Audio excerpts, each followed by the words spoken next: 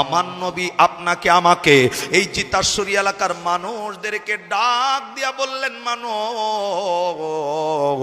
ভালো করে শুই না রাখো, ভালো করে যাই না রাখো। আমার নবী ডাক দেখায়, কিয়ামতের ময়দানে একজন মানুষ কেউ যদি আমার আল্লাহ কাঠগড়ায় দাঁড় করাইয়া,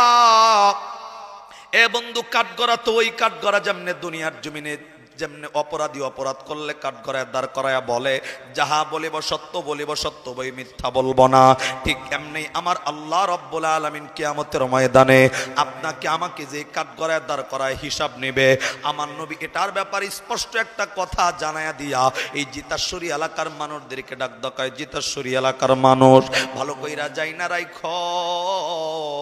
কিয়ামতের ময়দানে আমার মতো আলেম নয়, আমার চাইতে বড় আলেম নয়, তার চাইতেও বড় বুজুর্গ বাংলাদেশের কোন বুজুর্গ কোন মানুষকে যদি